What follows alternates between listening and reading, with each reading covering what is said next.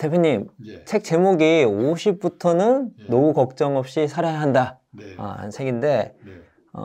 어떤 내용의 책이고, 예. 또 어떤 독자분들을 생각하시면서 책을 쓰셨는지 궁금합니다. 예, 제가 그 20년 가까이 그러니까는 행복 100세 인생 설계, 자산 설계 이런 내용으로 이제 강의도 하고 뭐 공부도 좀 해보니까 네.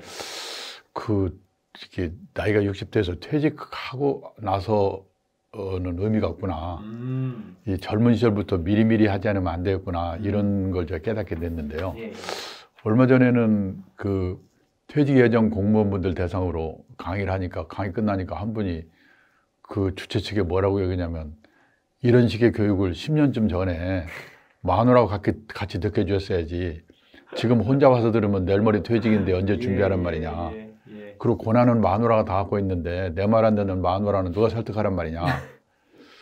또 얼마 전에는 그 유튜브 제가 올린 영상에 댓글에 뭐가 나왔냐면 제가 지금 34세인데 지금 이 영상을 보게 된 걸 행운으로 생각합니다. 그래서 그렇구나. 사실 저 금년에 이제 우리 나이 75세인데 이 나이가 되면은 그때 그렇게 해서는 안 되는 거였구나. 이렇게 했어야 되는구나. 그걸 깨닫게 되는데 그때는 늦거든요. 그러니까 이제 제가 지난 날을 생각해 보니까 젊은 시절에 간접적인 경험으로 미리미리 좀 깨닫게 된 게 저한테 큰 도움이 됐어요. 우리보다 20년 고령사회에 앞서가는 일본에서 좀 근무를 했던 거라든지 또 일본의 베이비붐 세대가 저와 같은 세대거든요. 그 사람들이 퇴직하기 몇 년 전부터 그런 노후 후반 인생 설계에 대한 그런 책들이 많이 나오는데 그걸 미리미리 읽어본 거가 저한테 큰 도움이 됐거든요.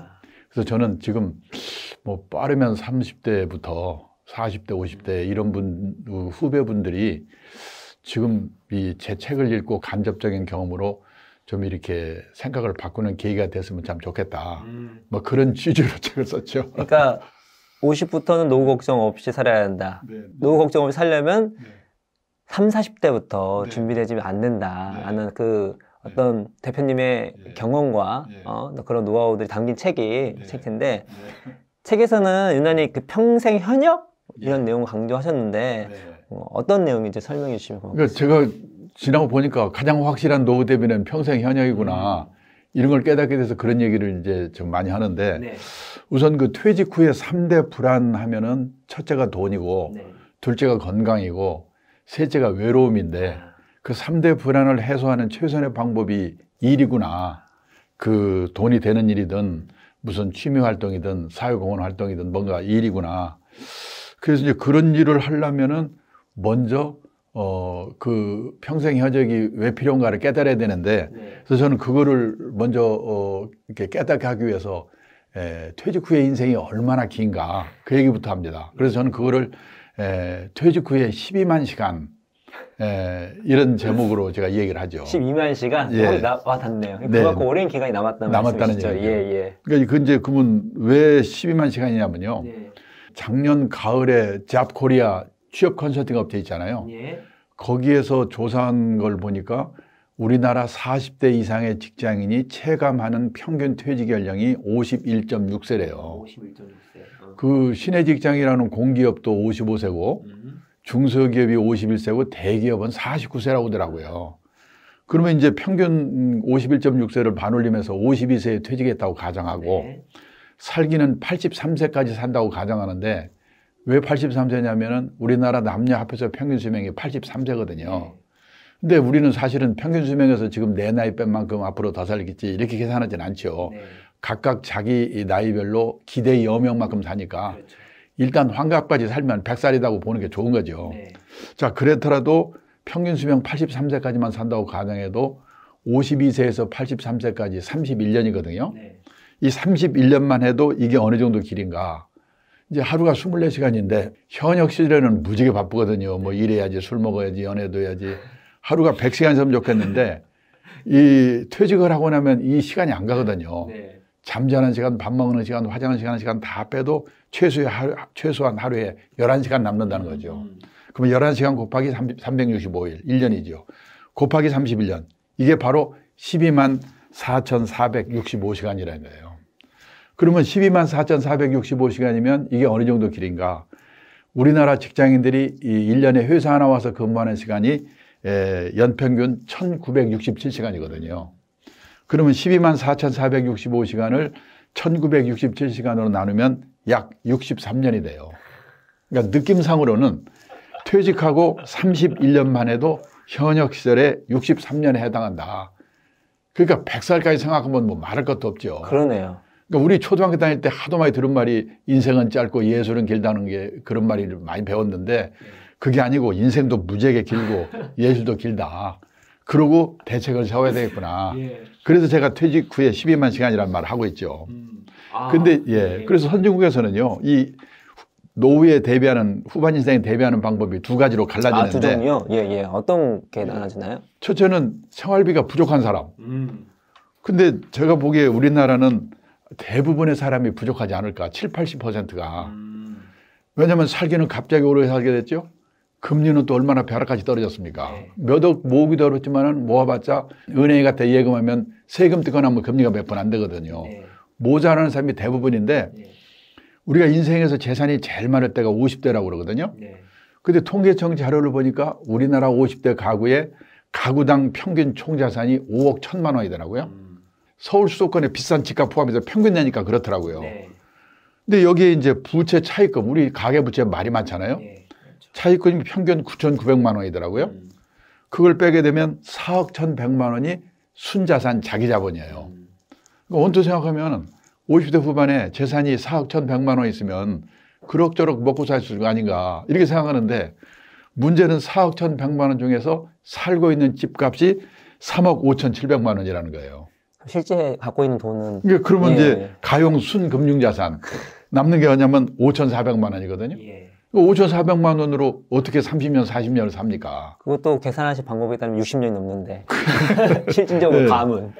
이제 그러면은 5,400만 원 그러니까 요즘 뭐 동학 개미 난리지 않습니까? 그렇죠. 아니면 집을 팔아 살아야 되는 거죠. 근데 그 집값이 이웃나라 일본 꼴을 보니까 앞으로 그 무사할까? 돌아가는 꼴은 비슷한데. 그럼 이제 그렇죠. 그 선진국 같으면 이제 연금으로 살게 되겠지만 그것도 없고. 제가 알기로는 통계적으로 봤을 때 되게 연금 넉넉하게 받으신 분들 별로 없는 걸로 알고 있는데. 그렇죠. 그러니까는 선진국 같으면 재산은 없더라도 최소 생활비 정도는 연금으로 사는데 우리는 그럴 수 있는 분은 학교 선생님, 공무원, 군인 빼면 없거든요. 보통 사람은 있는 게 국민연금 하나 정도인데 사실 저도 놀랐는데 우리나라 65세 이상 고령자 중에서 국민연금 나이 들어서 받는 걸 노령연금이라고 하잖아요. 그 단돈 10만 원에도 받는 분이 54%밖에 안 되더라고요. 그리고 월 수령액이 60만 원 미만이 78%. 그리고 100만 원 이상 받는 사람은 7.7%밖에 안 돼요. 그러니까 퇴직연금은 얼마인가 봤더니 그 작년 말 현재로 퇴직연금 적립금액이 255조 원 5천억인가 되거든요. 그걸 가입자 수로 제가 나눠봤더니 약 4천만 원이에요. 그러니까 통째로 받아봤자 1년 생활비가 될까 말까. 그러네요. 예.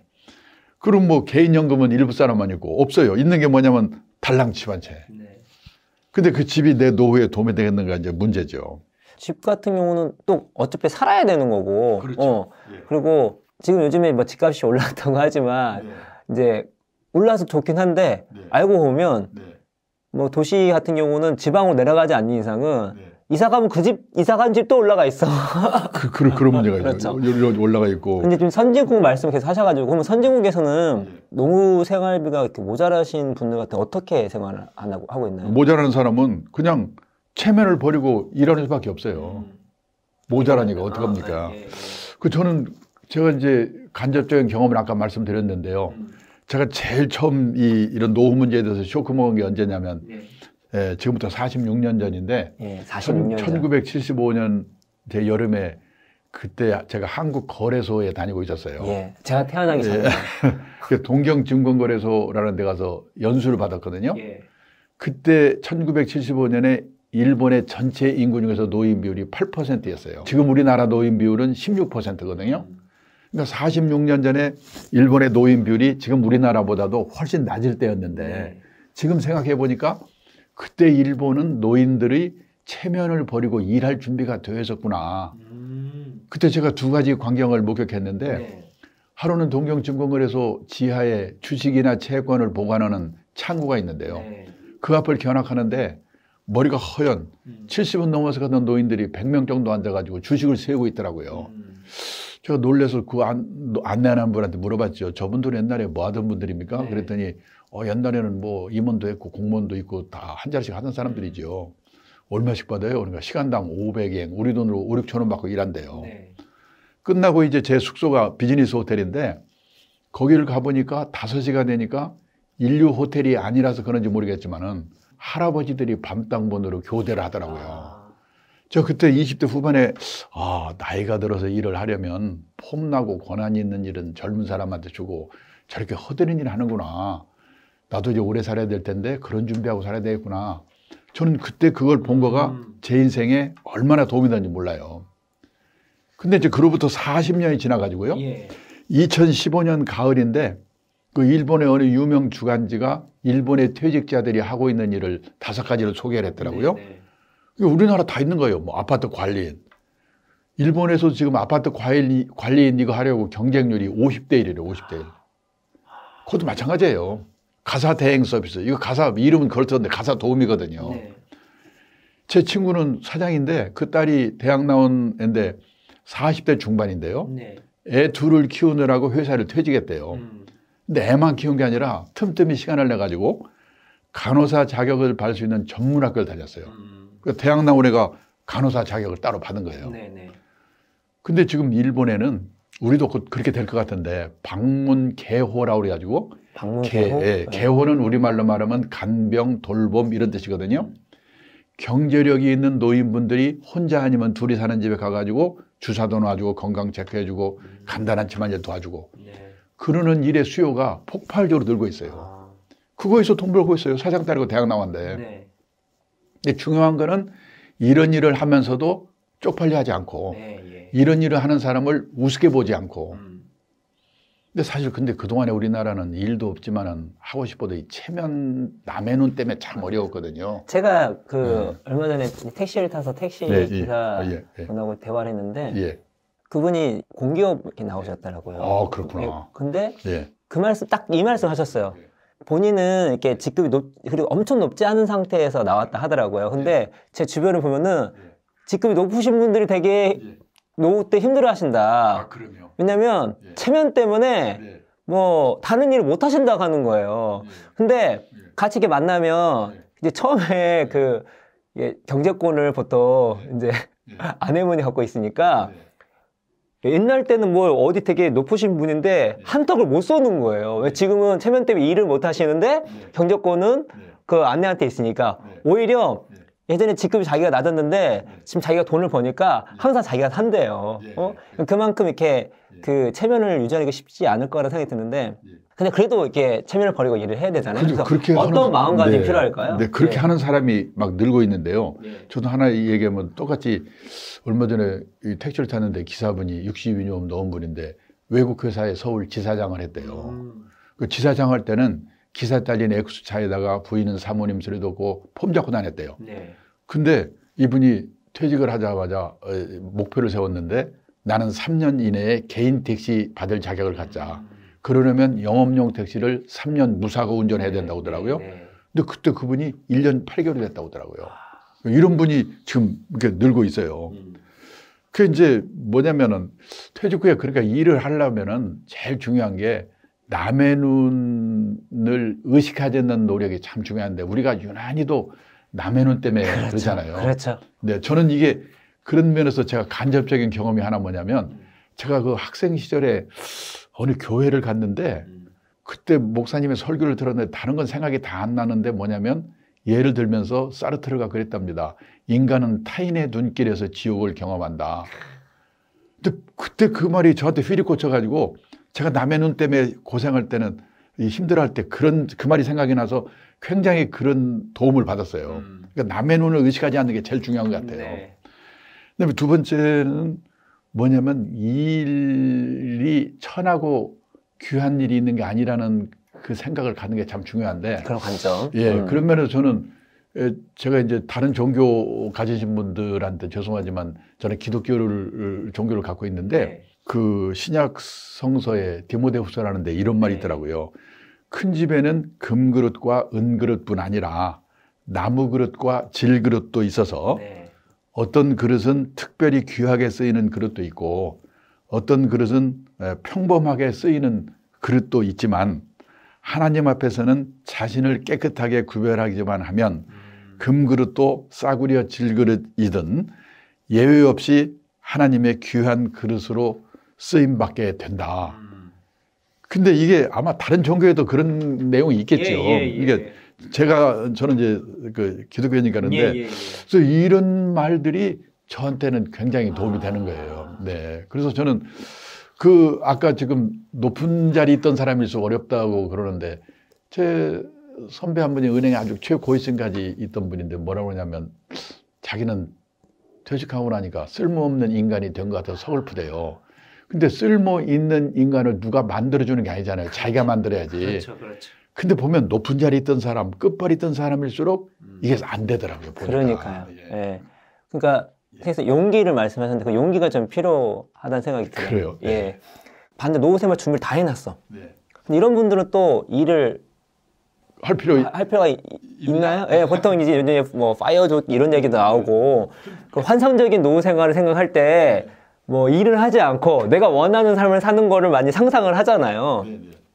대표님 어떻게 생각하시는데요? 예. 그런 사람이 우선 저는 우리나라에서 생활비 노후에 걱정이 없는 분이 20~30% 될까? 우선 그게 많지도 않고 첫째. 근데 그런 분은 그러면은 아무 일 안 해도 전혀 아니더라고요. 특히 도시에 사는 사람일수록 퇴직하고 소일거리가 없어서 미치거든요. 요즘 서울 시내 인류 호텔에 헬스클럽 그 가보면 왕년에 장관, 차관, 사장이던 사람 다 모였어요. 거기서 오전 시간 때우고 오후에 커피숍에서. 얼마 전에 정부 높은 자리에 있던 제 친구가 저녁 먹으면서 뭐라고 하냐면 자기는 아침에 잠에서 깨면 침대에서 내려오기 전에 오늘은 뭐 할까? 그 생각부터 해고 내려온대요. 그 하루 이틀도 아니고 30년, 40년 그렇게 살아보세요. 환장하죠. 그렇죠. 그러면은 선진국에서 어떤 일을 좀 많이 하고 있나요? 그러면요. 네. 생활비 걱정이 없는 사람들은 선진국에서 무슨 일을 하냐면은 취미 활동 또는 사회공헌 활동을 하면서 약간의 그 용돈벌이 할 수 있는 일들을 많이 하는데 그 대표적인 게 뭐냐면 NPO 활동이거든요. NPO는 뭐냐면 민간 비영리 조직이고 NGO는 비정부 조직인데 이 NGO라는 말이 많잖아요, 우리나라는요. NGO도 NPO에 안에 포함이 되는데요. 미국 가면 약 200만 개 정도의 NPO가 있대요. 뭐냐면 뭐 노인 복지 도와주는 거, 교육, 무슨 지역사회 개발 뭐 이런 걸로 도와주는데 그런 데 가서 뭔가 일을 하면서 현역 시절 같으면 100을 받았을 텐데 한 30 내지 40 정도만 받는 거예요. 먹고 살 걱정은 없는 분들이니까. 그러면 60 내지 70은 사회공헌 활동, 요즘 유행하는 재능 기부가 되고요. 30 내지 40은 용돈벌이. 아주 공짜로 하게 되면 또 사람이란 게 오래오래 하기 어렵거든요. 그래서 이제 미국에서는 NPO에서 일하는 사람도 다 취업 인구에 포함을 시킨다고 하더라고요. 그래서 제가 얼마 전에 통계를 보니까 미국 전체 취업 인구의 10% 정도가 200만 개 정도의 NPO에서 일하는 사람들이래요. 그리고 이웃나라 일본도 옛날에 그 고베라는 데서 지진이 났었잖아요. 그럴 때 풀뿌리 그 자원봉사 단체들이 공헌을 많이 했거든요.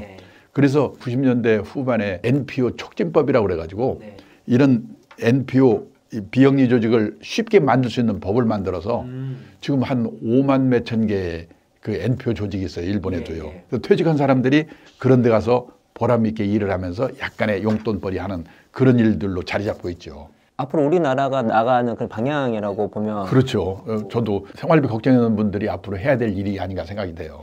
실제로 뭐 행복한 노인분들에 대한 뭐 연구를 보면은 결국 자기 자신을 사회와 통합하는 그런 과정들을 겪으신 분이 그런 마인드로 근데 그 비슷한 말씀 하시는 것 같아요. 그러니까 본인은 다 준비됐지만 그냥 이렇게 지내는 게 아니라 함께 또 공동체를 살리는 방향으로 이렇게 활동하는 게 우리 공동체도 좋고 본인도 좋다 그런 말씀을 하시는 것 같습니다. 이게 처음에 이제 아내분의 뭐 경제권 말씀하시면서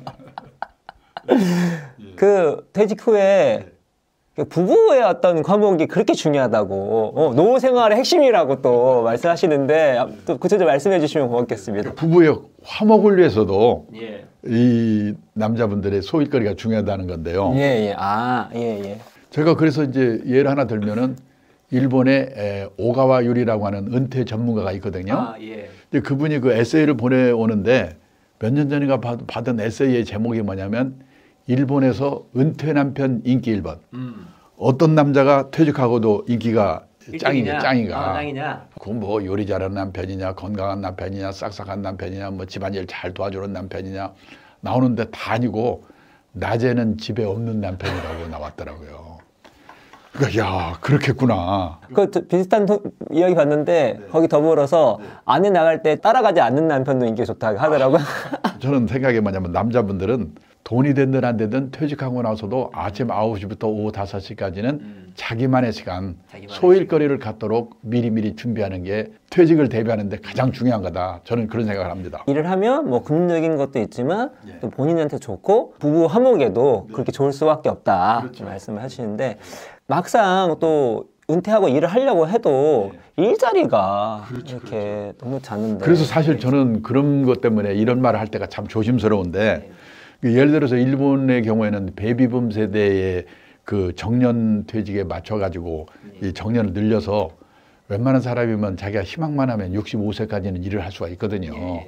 그리고 또 퇴직하는 나이가 정해져 있기 때문에 이제 미리미리 준비가 할 수가 있는데 우리나라는 아까 말씀드렸지만 평균 퇴직 연령이 51.6세고 그리고 또 지금 청년 실업이 넘쳐나고 있잖아요. 그렇죠. 그렇기 때문에 참 조심스러운데 그래서 저는 이 퇴직한 분들이 일을 하기 위해서는 기본적으로 마음가짐이 젊은 세대가 할 수 없는 일을 하거나 할 수 있다고 하더라도 하려고 하지 않는 일을 할 수밖에 없다는 마음가짐을 가져야 되는데 그런 마음가짐이 중요하다. 그렇죠. 근데 젊은 세대가 하려고 하지 않는 일이라는 거는 허드렛 일에 해당하는 거겠죠. 그러니까 아무런 준비를 하지 못한 분 같은 경우는 뭐 할 수 없이 그런 이제 약간의 허드렛 일에 가까운 일본에서도 일본이 아파트 관리인이라고 하잖아요. 50대 1. 그러니까 그런 좀 일을 할 수밖에 없고 그래서 제가 이제 30대 40대부터 준비하라고 하는 이유가 뭐냐면 미리미리 준비해 가지고 젊은 세대가 할 수 없는 일을 하는 방법이 없을까. 그런 면에서는 이 창직의 시대, 새로운 일을 만들어서 하는 시대다. 창직. 그럼 창직에 대해서만 얘기를 해주시면 고맙겠는데. 그렇죠. 제가 이런 말을 하게 되면은 그 얼마 전에 옥스퍼드 대학에서 나온 보고서 보니까 고용의 미래라는 보고서를 봤더니 2033년이 되면 직업의 47%가 사라질 거래요. 그러니까 지금 있는 일도 사라지는 판인데 무슨 일이냐 그러는데 새로 일이 많이 생겨나고 있는 게 뭐냐면 우리나라에 타전에 등록되어 있는 직업의 수가요. 제가 조사해 보니까 1969년에는 3,260개였더라고요.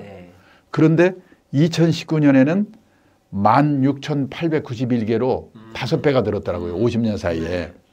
근데 이웃나라 일본만 가도 25,000개. 미국 가면 36,650개.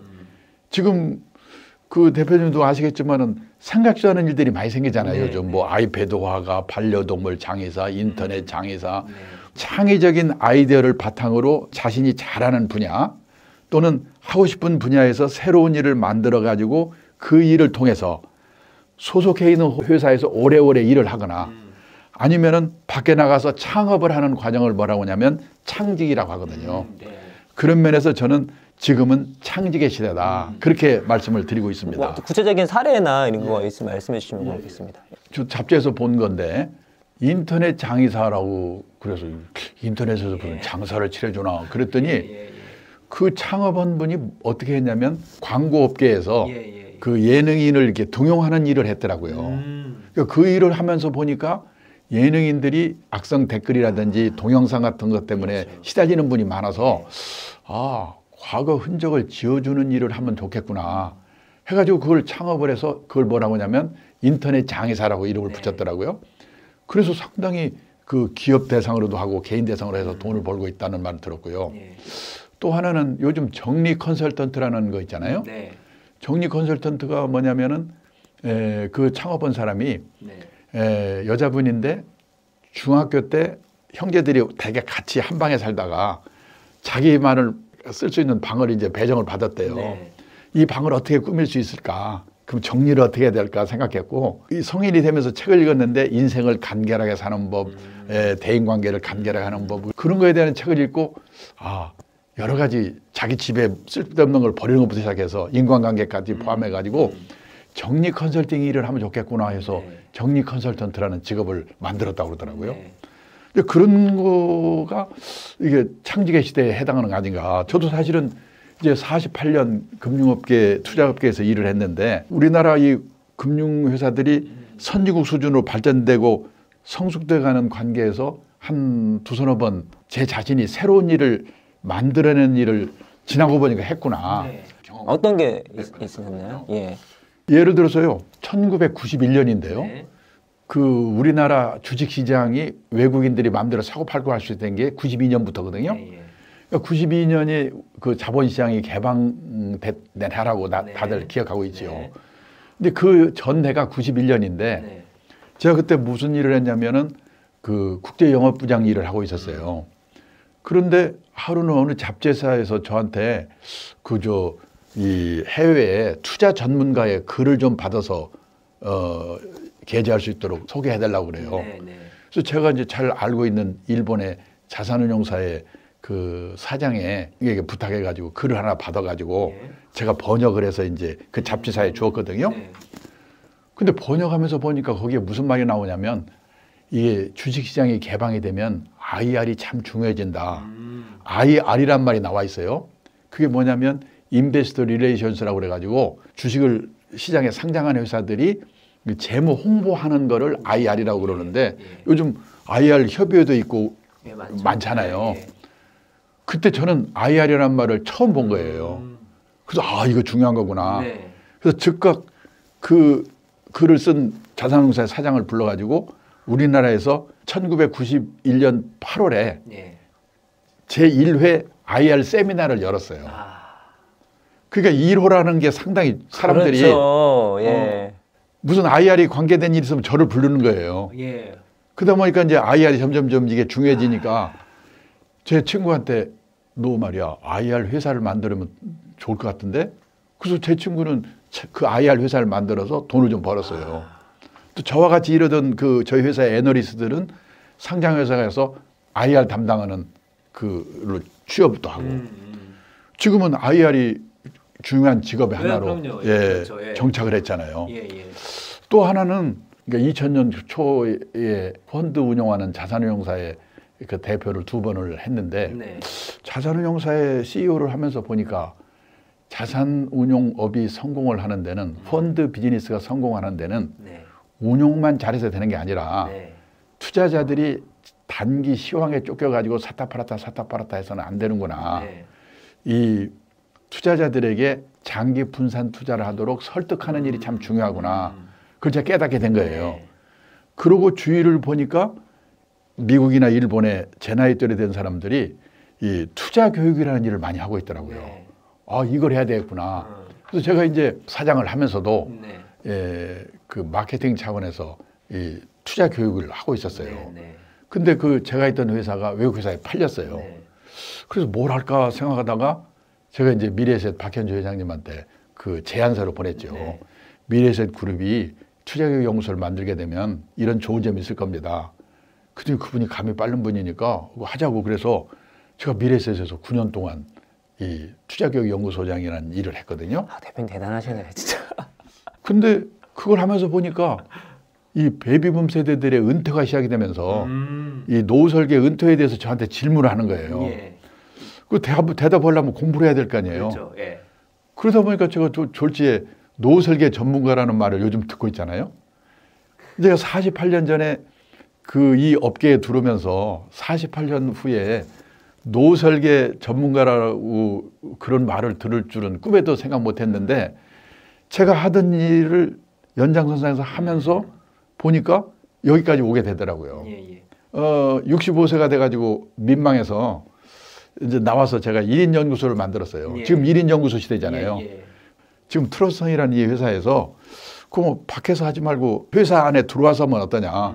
그래서 제가 1인 연구소를 만들어서 하다가 그냥 그 스텝을 그대로 데리고 트러스턴이라는 회사 안에 들어가서 연금 포럼이라는 포럼을 만들어가지고 지금 그걸 하는 지가 벌써 한 7년쯤 하고 있어요. 제가 봤을 때 뭐 근거를 대기 위해서 말씀하신 게 너무 저는 되게 멋져 보이시거든요. 근데 이게 그냥 되는 건 아니잖아요. 노력이 필요했을 텐데 어떻게 준비하셔 노력하셨는지. 그렇죠. 제가 이제 생각한 게 뭐냐면 제가 일본에서 근무를 한 게 큰 도움이 된 것 같아요. 그러면은 사람들이 일본을 왜 갔냐고 그러는데 사실 제가 영어를 못해서 일본을 갔거든요. 제가 저 대학 시험 볼 때 영어 20점인가 맞아서 아슬아슬하게 합격을 했어요. 네. 그런데 이제 취직을 했는데 우연히 그 일본말을 배울 기회가 있어가지고 일본어를 배우면은 어떻게 밥 먹고 사는데 도움이 되지 않을까 해서 이제 했는데 그러다 보니까 그때 소속해 있던 회사에서 일본에 파견 나가서 근무를 할 기회가 생겨가지고 일본의 그 고령 사회를 앞서가고 있는 그를 미리미리 경험한 거 그게 도움이 됐고 그래서 저는 생각하는 게 뭐냐면 제가 결혼 주례를 한 100번 서봤는데 할 때 그래요. 이제 결혼할 나이가 돼가지고 새로 뭐 성격을 개조하고 그럴 게 아니라 그 자기의 장점이 살고 단점은 가려지는 노력을 하는 게 참 중요하다. 그래서 저는 당신들도 이제 결혼을 하게 되면은 그냥 상대방의 단점이 자꾸 보일 텐데 그럴 때 뭐냐면 이 사람의 단점은 가려지고 장점이 살도록 내가 도와주는 일을 하는 게 부부가 이 행복한 이제 결혼 생활을 하는 길이 아닌가 생각이 되는데 마찬가지로 저도 그 후부터는 뭐냐면 제가 갖고 있는 그 무기 있잖아요. 그게 어떻게 살고 단점은 그 가려질 수 있도록 좀 노력을 한 거가 저한테 많이 도움이 됐고 그래서 이제 제가 그 후배들한테도 제가 했던 그 간접적인 경험을 후배들이 할 수 있도록 뭐랄까 이런 그 책도 이번에 내게 되고 그렇게 했는데 그런 일들을 많이 할 수 있었는데요. 그러다 보면은 회사 일에 소홀해 가지고 회사에서 잘리면 어떡하냐 그런 질문도 받지요. 예, 그렇죠. 예. 그래서 뭐냐면 그 현재 직장에서 하고 있는 일과 미래의 직업을 연관시켜 가지고 새로운 일을 찾는 그 노력을 하는 게 바람직하고 회사에서 오래 근무하거나 그 일을 갖고 독립을 하거나 그런 노력을 해야 되는데 그러다 보면은 회사 업무 시간에 이외에도 시간을 내 가지고 뭔가 그 준비를 할 수 있도록 저는 그래서 이제 회사 직장인이니까 준비를 하기 위해서는 뭔가 짜투리 시간을 잘 활용하고 또 휴일을 잘 이용해서 뭔가 그 준비를 할 수 있는 노력을 해야 된다 그런 생각을 합니다. 그러면은 제가 봤을 때는 시간 관리가 되게 중요할 것 같다는 생각이 들거든요. 어떻게 시간 관리를 하면 좋을까요? 근데 이제 뭐냐면 저는요 그 집중력이 있는 분이 참 부럽거든요. 집중력. 예, 집중력이 있어야 된다고 생각하는데 저는 참 집중력이 없어 산만하다고 그럴까? 안 그러실 것 같은데. 예를 들어서 저는 뭐 이 원고 쓰다가도 갑자기 어디가 누구한테 전화한다든지 그 참 말하기가 그러운데 상당히 산만해요. 그래서 저는 제일 부러운 사람이 하루에 1시간씩 원고를 10장씩 꼭 쓰는 사람. 그런 분들이 있잖아요. 작가나 이런 작가시니까 그런가? 저는 그러지 못하기 때문에 미리 손을 들어요. 내가 이런 원고를 이번 달에 쓰겠다 하고 어느 잡지사 또는 어느 기관에다가 제가 손을 들어요. 그럼 그쪽에서 이제 그 쓸 수 있다는 증거를 보여줄 거 아니에요. 그래서 저는 대신 뭘 열심히 하냐면 하여튼 약간 도움이 될 것 같으면 무조건 책은 사요. 책은 많이 사요. 제가 책의 절반은 안 읽어요. 저는. 써먹을 수도 있고 안 써먹을 수 있는데 책을 한 보따리 사놓고 근데 열심히 신문 스크랩을 하죠. 신문 스크랩을 전 여기 오늘 아침에 지하철 타고 오면서도 스크랩을 했거든요. 그래서 모아둬요. 그리고 이 책과 이 스크랩을 가지면 이런 원고를 쓸 수가 있겠구나. 그리고 이제 그걸 받아줄 만한데 전화를 해가지고 내가 이런 자료를 갖고 있는데 이런 원고를 기고하면 당신한테 도움이 될 것 같습니다. 제가 일본에 근무할 때도 예를 들어 한국 증권업 그때는 증권업협회 지금은 금융투자협회 그 잡지 담당하는 사람한테 전화해서 제가 이거 원고 한번 쓰겠습니다. 그러면 그쪽에서 이제 그럼 한번 써보시라고. 이제 그러면 그 다음부터는 구속이 되는 거죠. 지옥문이 되는 거죠. 그럼 쓰겠다고 약속을 해놓고 제가 그 일본에 근무할 때는 이 해외 나갔다가 일본에 들르는 사람, 일본만 오는 사람에서 손님이 무지하게 많이 왔어요. 하루에 2탕씩 뛰었거든요. 그러면 한 사흘 전, 나흘 전까지 원고 하나도 못 썼어요. 고민만 하고. 그러면 이제 전화가 와요. 그 슬슬 다 쓰셨습니까? 근데 하나도 안 썼는데. 그럼 어떡합니까? 절반 썼다고. 거짓말하죠. 그럼 이제 그다음부터는 그때는 젊으니까 한 사흘 밤 나흘 밤을 세우는 거예요. 그때 이제 후회를 하죠. 내가 앞으로 이런 약속을 하면 성을 간다. 지옥이지 지옥이지. 내가 미쳤다고 이런 뭐 월급에 관계도 없는 이런 일을 해. 그리고 이제 하는데 마감의 힘. 저는 그래서 마감의 힘. 저는 집중력이 없는 대신 마감의 힘을 이용하는 그 방법을 환경 설정을 해서 했는데 예. 그러면 어떻게 마감이 되면 참 그 어떻게 써져요. 예. 마감날 새벽 한 5시쯤까지 쓰고 원고지 한 50매쯤 쓰죠. 그때는 연필로 쓰거든요. 지우개로 지우고. 그래서 이제 지우개 그런 거 쓰레기 다 치우고 책상에 50매를 딱 놓고 그런 거를 여러 번 반복하면서 조금씩 전문성이 생기는 거지. 성장하고. 처음부터 누가 원고 청탁하지 않잖아요. 그렇죠.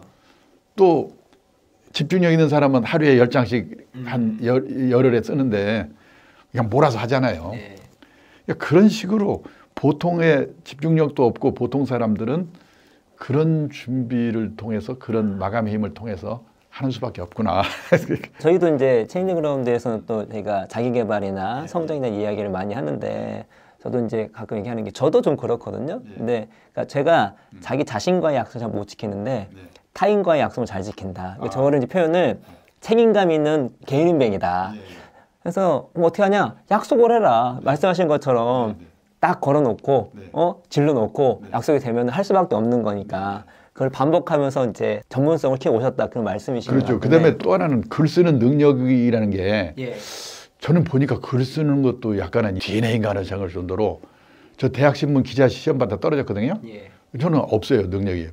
그런데 제 친구나 이런 주부는 어떻게 이런 글을 쓸까? 그래서 참 많은데 우리 대표님 작가이기 때문에 글 잘 쓰시겠지만 저는 제가 글을 쓰는 능력은 없고요. 무슨 게 있으면 신문 스크랩한 거를 책상 위에 쫙 깔아놓고 글 한 줄씩 여기서 한 줄 따오고 여기서 한 줄 따오고 이렇게.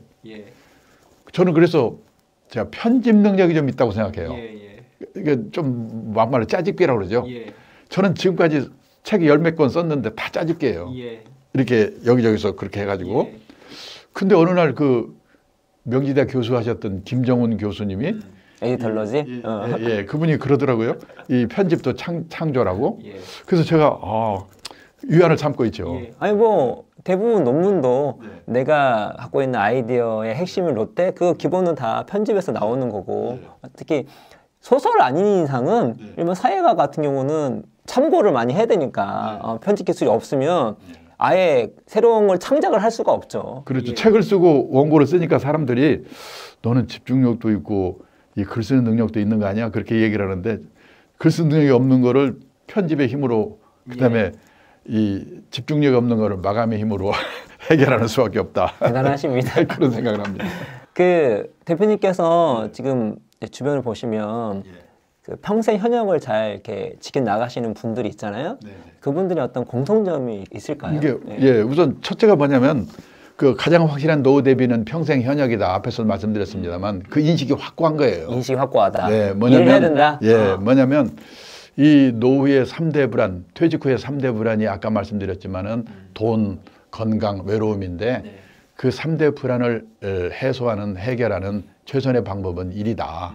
그러니까 뭐냐면 자기 자신을 위해서도 그렇고 보람 있는 인생을 위해서도 그렇고 부부간의 화목을 위해서도 일이 중요하다는 인식이 확고하고 그다음에는 그 변화하는 환경 속에서 자기 주특기를 살릴 수 있는 그걸 찾기 위해서 끊임없이 노력을 해야 되는데 그러니까 아까 말씀드린 것처럼 책 사는 데는 돈을 아끼지 않고 그다음에 신문 저는 하루에 5개를 꼭 그 지방 강의 다니고 그럴 때 짜투리 시간을 잘 이용해야 되잖아요. 과외하고 갖고 다니면서 스크랩을 해두는데 사실 스크랩을 한 거에 10분의 1도 나중에 활용 못해요. 이만큼 써뒀다 그걸 버리죠. 그런데 뭔가 결정적인 계획이 있을 때 그중에서 필요한 걸 찾아가지고 글을 쓸 수 있는 게 왜냐하면 내가 손을 들 수가 있거든요. 주특기를 살 수 있는 노력을 해야 되고 그다음에 또 하나는 브랜드가 중요한 것 같아요. 브랜드? 저는 그래서 직장인들한테 요즘 무슨 김상무, 박상무 이런 소리 듣기보다는 이쪽의 전문가 무슨 김아무개 그 저 사람은 저거의 전문가야. 예를 들어서 노후 설계를 하더라도 그 중에서 저 사람의 노후 설계 강의는 요점이 저 사람의 브랜드야. 그런 인식을 가질 수 있도록 저는 끊임없이 노력을 해야 된다고 보고요. 또 하나는 뭐냐면 이제 어디 재취업 같은 걸 하지 않습니까? 일을 하기 위해서는. 그럴 때 그쪽에서 젊은 후배들이 볼 때 두 가지예요. 첫째는 저 사람이 와서 우리 일자리 뺏는 거 아니야? 그 경쟁자로 비치지 말아야 돼요. 그다음에 그 꼰대 와가지고 우리 귀찮게 하는 게 아니야? 도움되는 사람이 되는. 젊은 후배들에게 경쟁자로 비치지 말 것. 도움이 되는 사람이 될 것. 이거를 항상 염두에 두고 있어야 된다는 게 중요하고, 그 다음에는요, 이제 예를 들어서 재취업을 했으면 얼마인가 월급을 받을 거 아니에요. 그 조직에서 나를 왜 줄까? 항상 생각하고 내가 이 회사에 도움되는 일이 뭘까? 그거를 끊임없이 생각해야죠. 그래서 저는 제 월급을 제가 깎아요. 제가 이제 미래에셋도 있었고 여기 지금 있었지만은 보면은 제가 하는 그 일이 그렇게 당장 돈벌이에 도움되는 일이 아닌데 이 회사가 어려운데 내가 이 월급을 받아도 되는가? 그래서 저는 지금 이 일이 직접 돈벌이 되는 일이 아니기 때문에 제 월급을 제가 깎겠습니다. 회사에 차를 준다고 저는 안 받겠습니다. 그렇게 해야 된다고 봐요. 저한테 월급을 주는 사람의 입장을 항상 생각해야 된다. 네. 그런 노력이 필요하다고 봅니다. 이게 어떤 본질적인 그런 것부터 실질적인 팁까지 이렇게 말씀해 주셨는데, 그러면 이제 저희 이제 구독자분들이 연령대 다양하거든요. 저는 조금 구분해서 했으면 좋겠는데, 젊으신 분들한테 필요한 말씀은 딱 해주시면 좋겠고, 그 다음에 이미 이제 좀 시간이 지난 분들이 있을 수 있잖아요. 지금 벌써 50이 됐어. 50 이상이야. 그러면 약간 맥락이 다를 것 같거든요.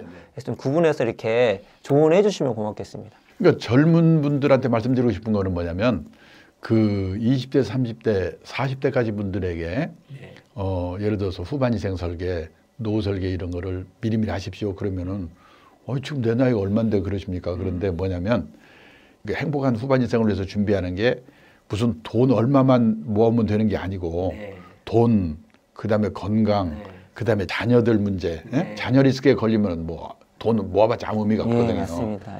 그다음에 재산이 다 부동산밖에 없거든요. 그러면 그 가계자산의 구조조정 문제 뭐 이런 거를 종합적으로 하기 위해서는 20, 30대부터 시작하지만 안 되는데, 그럼 20, 30대에 할 일은 뭐냐? 그 삼청연금 가입하는 것부터 시작하는 거예요. 그게 노후 준비예요. 그리고 20, 30대의 경우에는 인적 자본 투자, 자기 몸값을 높이는 노력을 해야 돼요. 앞으로 저 친구는 저거의 전문이야. 그 말을 들을 수 있기 위해서는 뭔가 거기에 투자를 해야 될 거 아니에요. 근데 저는 요즘 걱정이 되는 게 뭐냐면 작년에 그 어느 대형 증권회사의 고객 중에 그 20대 남자 투자자 분들이 주식 매매 회전율이 6,800%라고 나왔더라고요.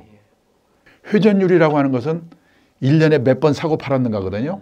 한 번 샀다 한 번 팔면 이렇게 100%예요. 근데 세계적인 자산운용사의 평균이 얼마냐면 한 20% 정도예요. 5년에 한 번씩 사고 팔고 한다는 뜻이거든요. 그런데 6,800%가 회전율이라는 것은 뭐냐면 68회전을 했다는 얘기거든요. 일주일에 한 번 이상 돌렸다는 얘기란 말이에요. 그러면 첫째, 그렇게 단기 투자해서 벌을 수가 없다는 게 첫째고, 그런 일에 신경 쓰다 보면 일은 언제 하겠습니까? 회사에서 도태되거든요. 그게 되게 중요하겠네요. 그래서 저는 20, 30대는 뭐냐, 삼청연금 가입하고 인적 자본 투자, 자기 몸값 높이는 노력하는 게 그게 노후 대비라는 거예요. 그리고 40대는 뭐냐면 이 자녀들이 초등학교 이제 고학년 되기 시작하거든요. 그 40대에 부부가 합심해서 어디 가서 제대로 된 교육을 받아가지고 공통된 인식, 소신을 가지고 이 자녀 리스크 관리를 시작해야 돼요. 자녀 리스크 관리. 그리고 그때 건강의 신호가 오니까 건강 리스크 관리를 시작해야 되고. 그리고 50대가 되면은 이제 퇴직을 앞두고 있으니까 우리나라는 가계 부채가 많거든요. 가계 부채 정리 시작하고, 우리나라 재산이 80%가 부동산이거든요. 부동산에 편중된 자산 구조, 그 구조 조정을 해야 돼요. 그리고 이 퇴직 후에도 뭔가 할 수 있는 일거리를 준비하는 일. 그게 연령대별로 하는 일이거든요. 그러니까 젊은 분들은 그게 노후 준비고 후반 인생의 준비인데 젊은 사람들이 무슨 놈의 노후 준비냐고 질문하는 게 그게 아니라는 얘기죠. 그래서 젊을 때 시작해야 된다는 거고. 그 다음에 이제 나이 좀 든 분들이 퇴직을 앞두고 있거나 퇴직하신 분들이 일을 하는 데 있어서는 마음가짐이 중요한데. 마음가짐? 내가 생활비가 모자라서 이 수입을 바라고 일을 했는데 우연히 그 일이 취미에도 맞을 수가 있어요. 또 취미로 했는데 돈이 생길 수도 있어요. 근데 처음부터 취미도 맞고 돈도 생기고 폼도 나고 그런 일이 있으면 얼마나 좋겠습니까? 그렇죠. 없거든요. 그래서 뭐냐? 우리 학교 다닐 때는 선생님 말씀 잘 들어야 되고 회사 생활할 때는 이 회사의 방침을 따라야 되는데 후반 인생은 남의 눈을 의식하지 않고 내가 하는 일이 올바른 방향이라는 자기 소신이 있어야 된다. 자기 소신. 그래서 뭐냐? 주위의 시선이나 평판보다도 자기가 생각하는 방향이 옳다는 그런 소신이 필요한데 그런 의미에서 후반 인생은 자기 만족을 추구하는 시기다. 그런 마음가짐으로 후반 인생 설계를 해야 되고 또 아까 말하는 평생 현역을 해야 된다. 그러면 그렇게 자기 만족 소신을 좀 이렇게 가질 수 있는 어떤 방법이나 대표님만의 노하우가 있나요? 그 소신을 갖기 위해서 예를 들어서 저 같은 경우는 기독교인이기 때문에 그 직업관이라든지 또 목사님이 설교를 들으니까 타인의 눈길에서 지옥을 경험하지 않는 그런 마음의 준비가 평소에 끊임없이 해야 되겠죠. 불교에서도 있겠고 유교에서도 다 있겠죠. 그런 공부가 필요한 거예요. 그러니까 어떻게 보면 우리나라는 세계에서 남의 눈을 제일 의식하는 나라잖아요. 그렇죠. 예를 들어서 저는 미국에서 살아보지 않았는데 미국에서 온 사람들이 그러더라고요. 거기는 학교를 졸업해도 넓은 천지에 흩어져 버리기 때문에 친한 친구 몇 명 빼고는 누가 어디서 뭐 하는지도 모른대요. 근데 우리는 뭐 동창회, 향후회, 무슨 뭐 이런데 동네 모임, 그다음에 카톡방 해가지고 이 남의 눈 때문에 이렇게 미치는 나라가 없잖아요. 그러니까 남의 눈을 의식하지 않는 게 참 중요한 것 같고. 그러니까는 내 적성에 맞고 앞으로 이 일이 우리 사회에 도움이 된다고 생각하는 일이라면 어떻게 보면 하찮은 일이라도 열심히 할 수 있는 그런 소신이 필요한 거죠. 그런 거는 끊임없이 뭐 독서도 하고 뭐 해서 공부와 수양이 좀 필요한 거겠죠. 네. 그 제가 이제 40대인데 말씀 들으면서 그래 맞아 제 때 말씀하신 적용해보면 자녀 리스크 관리하고 건강 관리하는 게 되게 중요하고 저보다 그 전에 젊으신 분 같은 경우는 삼촌연금을 준비하고 자기 자신에게 투자를 하고 또 이제 50대 이후 분들은 이런 저런 거 너무 이렇게 주변 신경 쓰지 말고 일을 열심히 하자. 근데 눈치 보지 말자. 근데 그런 마음 갖기 위해서 공부도 하고 수영하자. 너무 지혜 있는 말씀이고 이번에도 우리 구독자분들 중에 이거 지금 봐서 다행입니다 하신 분들이 되게 많을 거란 생각이 들어요. 그래서 오늘 말씀하신 내용들 우리 구독자 여러분들 잘 이렇게 갈무리 하셔서 정말 이 책처럼 50부터는 노후 걱정 없는 그런 분들 다 됐으면 좋겠고 50 이후의 분들도 이 책을 통해서 한번 이렇게 바꿔보시는 그런 계기가 됐으면 좋겠습니다. 대표님 감사합니다. 네, 감사합니다. 예, 좋은 시간 주셔서. 네.